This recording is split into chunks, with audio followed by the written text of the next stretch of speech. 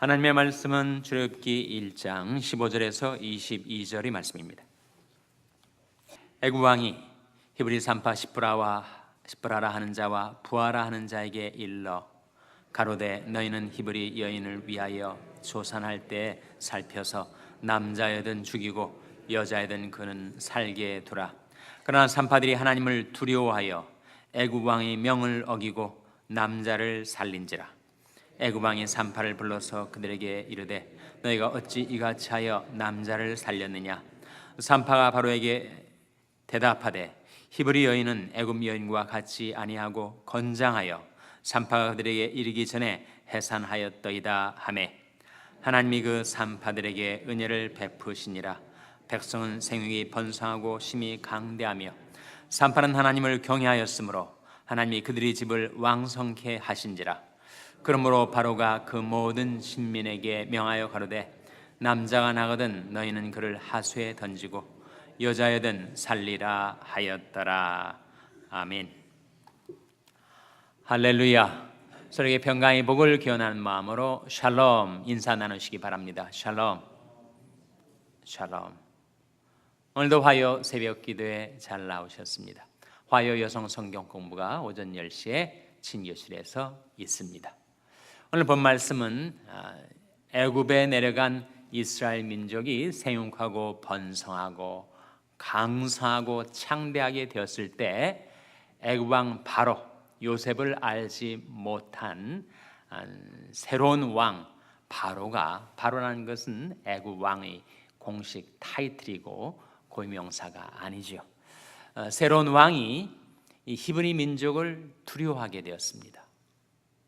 이들이 더 번성해서 우리 애굽 백성보다 더 많아지게 되지는 않을까. 또 그들이 힘을 모아서 우리를 대적하고 반역함으로 우리를 떠나게 되지 않을까. 그럼 막대한 노동력을 상실하게 되니까. 또 전쟁이 일어났을 때 적군에게 붙어서 우리를 배반하게 되면 우리가 큰 낭패를 당하게 되지 않을까. 그래서 왕이 산파 대표자 두 사람을 불러다가 이렇게 말합니다. 히브리 여자가 아이를 낳을 때 남자 아이가 태어나면 죽이라. 그리고 여자 아이가 태어나면 살리라. 그러니까 남자 히브리인들이 많아지는 것을 무서워하는 거죠. 어떻게 갓 태어난 아이가 죽을 수가 있을까?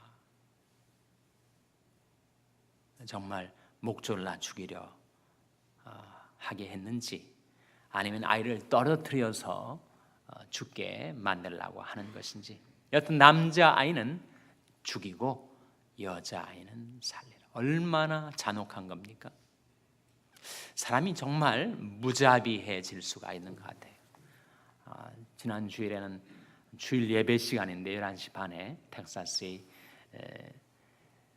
샌 안토니오 가까이 있는 한 교회, 시골 교회, 조그마한 교회인데 그야말로 무장한 26살의 백인 남자가 26명을 쏴 죽이고 또 20명 이상의 부상을 당하는 처참한 살육 사건이 벌어졌습니다. 현재까지 파악된 바로는 또 장모한테 원한을 품어가지고 그렇게 장모를 죽이려다가 그 많은 사람을 학살하게 되었는데 이 사람이 공군에서도 강제로 그 제대를 당한 자라고 합니다. 아주 성질이 포악하고 자기 스텝선이죠. 의붓 아들 그냥 갓난 아이를 때려가지고 두개골을 깨트리는 그런 아주 악랄하고 잔혹한 사람. 인간이 정말 이렇게 냉혹해지고 무자비해질 수 있는가? 그럴 수가 있다는 거예요. 디모데후서 3장에 보면 말세가 되면 사람들이 무자비해진다, 냉혹해진다.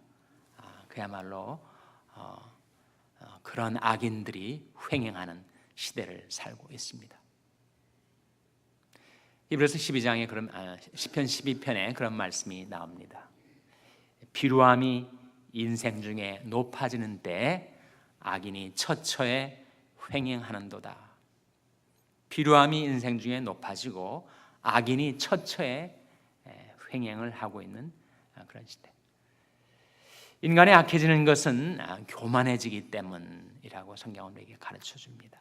애굽왕 바로가 자기가 제일 높은 왕인데,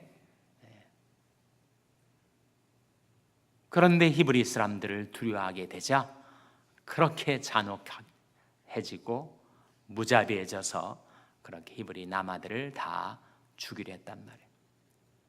근데 산파들이 왕의 명령을 거역하였습니다. 아니, 백성, 신민이 왕의 명령을 거역하는 것은 잘못하는 것이 아닌가?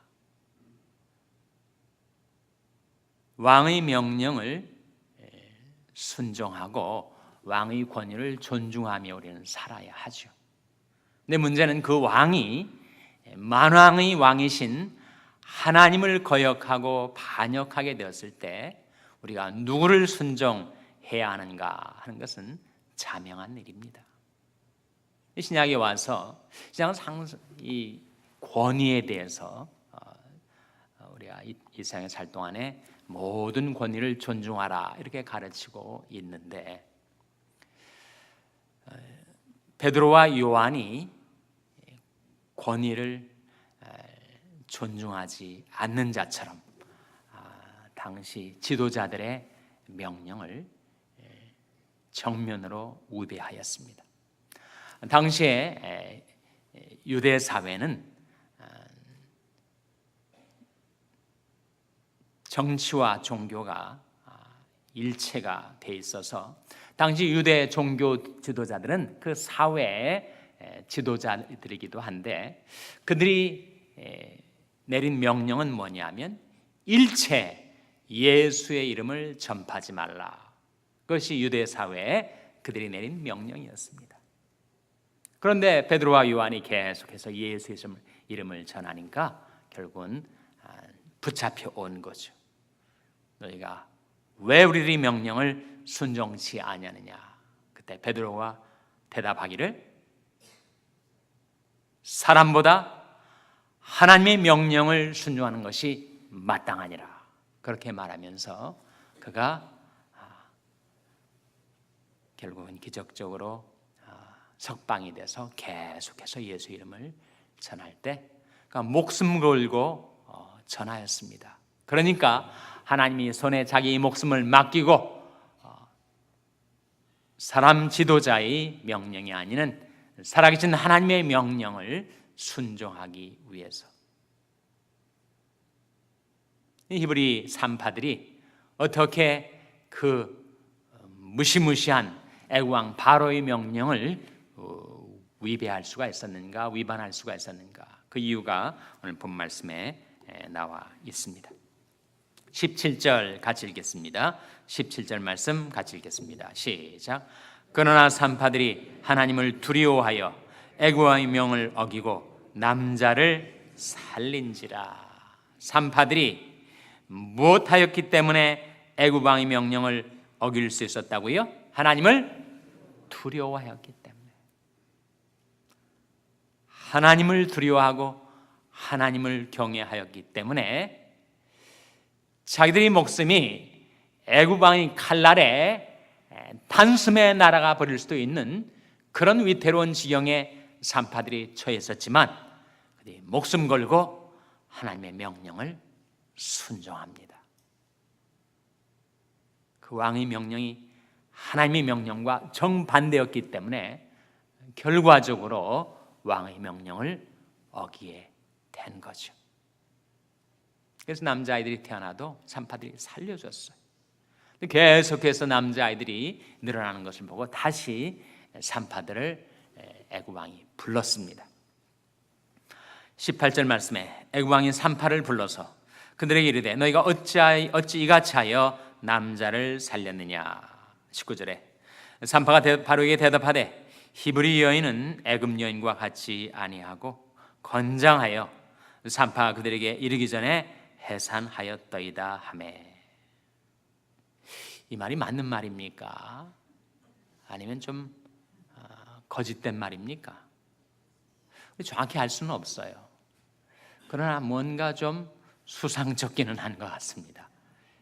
이게 100% 정말 whole truth를 말하는가? 흔히들 그렇게 말하지 않습니까? To speak the truth, the whole truth, nothing but the truth. 진리를 말하고 진실을 말하고 그리고 전체 진실을 말하고 진실만을 말한다. 그렇게 말을 하는데 whole truth는 아닐지 모르겠어요. 그러나 분명 히브리 여인들이 애굽 여인들보다 정말 건장하고 강건해서 산파 이르기 전에 자력으로 아이를 초산하는 경우도 있었을 것입니다. 초점은 그 산파들이 왕을 두려워하지 아니하고 하나님을 두려워함으로 하나님의 뜻을 받들어서 히브리 남아들을 살려냈다. 그래서 그 결과 20절에 보시면 같이 읽겠습니다. 20절 말씀 시작. 하나님이 그 산파들에게 은혜를 베푸시니라. 백성은 생육이 번성하고 심히 강대하며. 하나님이 그 산파들에게 뭘 베푸셨다고요? 은혜를 베풀어 주셨어요. 그리고 복을 베풀어 주셨습니다. 21절에 산파는 하나님을 경외하였으므로 하나님이 그들의 집을 왕성케 하시니라. 그 산파들의 집을 왕성케 하실 뿐만 아니라 그것을 통하여 히브리 백성들을 왕성케 하신 거죠. 그러니까 하나님께서 그 산파들 뿐만 아니라 히브리 백성들에게 베푸시는 그 은혜와 복이 무엇을 통해서 그들에게 임하게 된 것입니까? 바로 하나님을 경외하는 것 때문에. 하나님을 경외함을 통해서 그 은혜와 복이 임하게 되는 거예요. 우리가 이 사건을 통해서 한 가지 발견하게 되는 중요한 깨달음이 한 가지 있습니다. 신약에서 가장 중요한 것, 물론 하나님에게서 가장 중요한 것은 우리에게 베푸시는 은혜지만 우리 편에서 가장 필요한 것, 가장 중요한 것은 뭡니까? 우리가 어떻게 구원을 받는다고요? 너희가 그 은혜를 인하여 무엇으로 말미암아 구원을 얻는다고요? 믿음으로 말미암아. 하나님의 은혜와 우리 믿음이 만날 때 거기에 구원이 이루어지는 것. 그러니까 우리 편에서 가장 중요한 것은 믿음 아닙니까?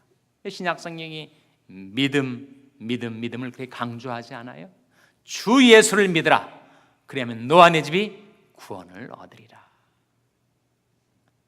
믿는 자는 영생을 가졌나니.